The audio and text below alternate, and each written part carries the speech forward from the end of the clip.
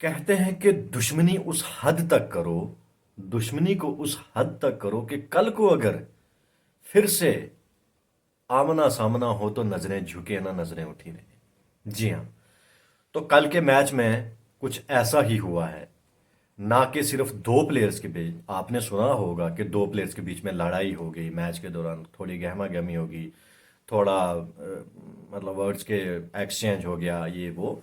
लेकिन कल के मैच में ऐसा नहीं हुआ है। कल की पूरी दोनों टीम्स, श्रीलंका और बांग्लादेश, दोनों टीमों ने, पूरी पूरी टीम ने लड़ाई की है भाई। जी हाँ। क्या था वो वाकया, क्या हुआ, कैसे हुआ, वो मैं सब आपको आज के इस वीडियो में बताऊंगा। जो पॉइंट आपको किसी ने नहीं बताए होंगे मैं आपको वो पूरा, मतलब आपको पूरा एक्सप्लेन करूंगा क्या हुआ, वाकया कैसा हुआ। लेकिन आगे बढ़ने से पहले मेरी आपसे यही रिक्वेस्ट है कि भाई आप लोग जैसे प्यार दे रहे हो तो भाई बहुत अच्छा फील हो रहा है भाई। मैं इस लायक नहीं हूं जितना आप लोग मुझे प्यार दे रहे हो। तो भाई मेरी यही रिक्वेस्ट है कि प्लीज भाई वीडियो को लाइक कर दो और चैनल को सब्सक्राइब कर दो। तो जी चलिए शुरू करते हैं अपनी वीडियो। तो जनाब कल मसला ये हुआ कि श्रीलंका और बांग्लादेश का जो मैच था, बांग्लादेश ने टॉस जीता और पहले बॉलिंग करने का फैसला किया। ठीक है। श्रीलंका की टीम पहले बैटिंग कर रही थी तो श्रीलंका के हो गए आउट लगभग चार, तीन या चार आउट हो गए। तो जी हाँ, चौथा प्लेयर शायद उनका सदीरा समरविक्रमा आउट हुआ। जब सदीरा समरविक्रमा आउट होता है तो नेक्स्ट प्लेयर आता है कौन? Angelo Mathews. वहीं से बवाल शुरू होता है। अब कैसे हुआ बवाल? सदीरा समरविक्रमा जैसे आउट होता है और एंजेलो मैथ्यूज बैटिंग करने आता है, एंजेलो मैथ्यूज को बैटिंग नहीं करने दी जाती। उनको बोला जाता है कि आप ऑलरेडी आउट हैं, आप बाहर चले जाओ। अब ये कैसा हो सकता है? ना उस प्लेयर ने कोई बॉल खेली है, ना वो रन आउट है, ना वो कैच आउट है, ना वो बोल्ड है, ना स्टंप है। तो फिर वो आउट कैसे हो गया? उसको क्यों नहीं खेलने दिया गया? एक्चुअली होता यूं है कि 3:49 मतलब 3:49 पे सदीरा समरविक्रमा आउट होता है। तो इससे पहले मैं आपको एक छोटी सी बात बता दूं। इसी साल जून 2023 में एक आईसीसी का रूल आया था जिसमें बताया गया था कि जब भी कोई प्लेयर आउट होगा तो उसके बाद नेक्स्ट जो प्लेयर आएगा बैटिंग करने के लिए, तो उसके लिए कुछ टाइम उन्होंने मुकर्रर किया था कि इतने टाइम में आपको अंदर क्रीज पे बॉल फेस करने के लिए तैयार होना है जिससे हमारा टाइम बच पाए। तो हुआ यूं कि टेस्ट मैच में उन्होंने दिए एक बैट्समैन को 3 मिनट, कि आप 3 मिनट आपके पास टाइम है। जैसे ही एक प्लेयर आउट होता है दूसरा आने और आपको क्रीज में बॉल फेस करने के लिए 3 मिनट दिए जाते हैं। टेस्ट में आगे 3 मिनट, ओडीआई वनडे में आगे 2 मिनट, मतलब 120 सेकेंड। वनडे में 2 मिनट आगे, और T20 में उन्होंने कर दिए 90 सेकेंड, मतलब 1.5 मिनट। तो भाई कल यही इसी बात पे बवाल हुआ। जब सदीरा समरविक्रमा आउट होता है 3:49 पे, वो आउट होता है और आना है किसको? एंजेलो मैथ्यूज को। एंजेलो मैथ्यूज आ जाते हैं, वो ग्राउंड में आते हैं, बॉल फेस करने के लिए खड़े हो जाते हैं। लगभग 115 सेकंड, मतलब 5 सेकंड अभी उनके पास बचते थे। 5 सेकंड उनके पास बचते थे। जैसे वो गार्ड लेके खड़े होते हैं, क्रीज पे खड़े होते हैं, तो उन्होंने अपने हेलमेट की एक, यहां से एक स्ट्रैप होती है, ये जो यहां से बांधती है ना, स्ट्रैप होती है एक, तो उस स्ट्रैप को उन्होंने टाइट करने के लिए यहां से थोड़ा सा ऐसे खींचा। जैसे उन्होंने, मैथ्यूज ने खींचा स्ट्रैप को, वो स्ट्रैप निकल गई, मतलब वो टूट गई स्ट्रैप। तो अब हेलमेट टूटे हुए, हेलमेट मतलब स्ट्रैप टूट गई, तो उन्होंने क्या किया कि उन्होंने फौरन इशारा किया डगआउट की तरफ और वहां से उन्होंने अपने प्लेयर्स को बोला कि मुझे हेलमेट ला के दो। तो वो प्लेयर वहां से आते हैं, उनको हेलमेट लेके जाते हैं, तो तब तक टाइम ज्यादा हो जाता है। इतने में क्या होता है कि नजमुल हुसैन शांटू जो है वो जाके साकिबुल हसन को बोलता है कि भाई ये सीन है, इस बंदे को टाइम हो गया, आप अपील करो। तो ऐसा कैसे हो सकता है कि साकिब अल हसन किसी टूर्नामेंट में हो, किसी मैच में हो, तो वो मैच ऐसे ही निकल जाए, लड़ाई फितना पंगा फसाद होने के बिना निकल जाए? ऐसा हो नहीं सकता। ये वही शाकिब अल हसन है जिसने एक बार अपने ही बांग्लादेश में डोमेस्टिक खेलते हुए स्टंप्स निकाल के एम्पायर को मार दी थी। जी हाँ, ये वही साकिब अल हसन है।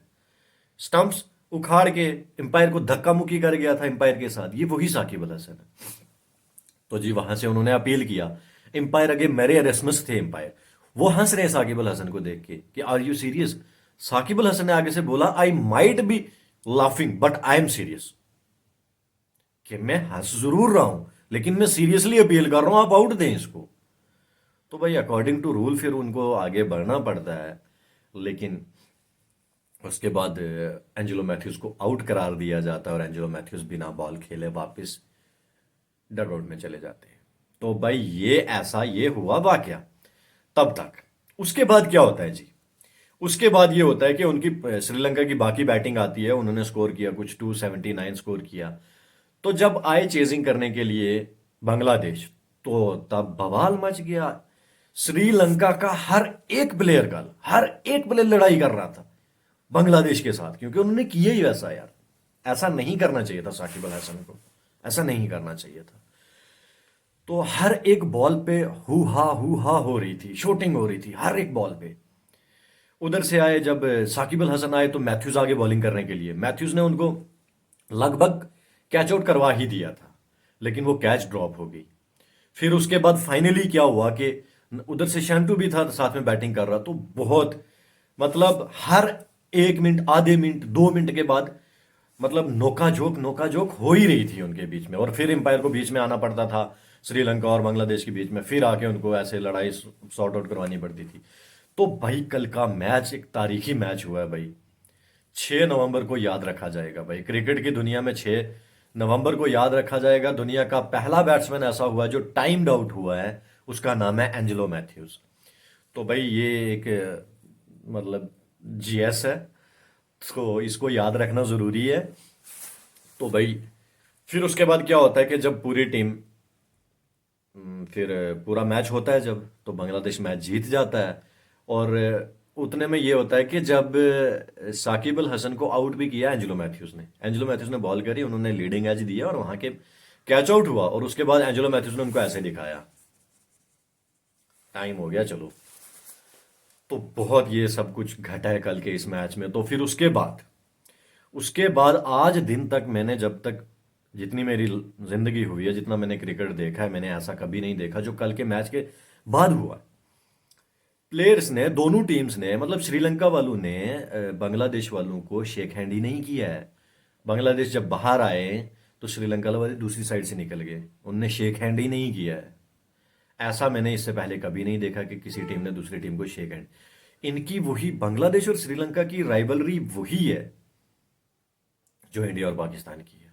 इंडिया और पाकिस्तान के बाद किसी की राइवलरी आती है ना, तो भैया वो श्रीलंका और बांग्लादेश की आती है। तो ये मैच घटा जी।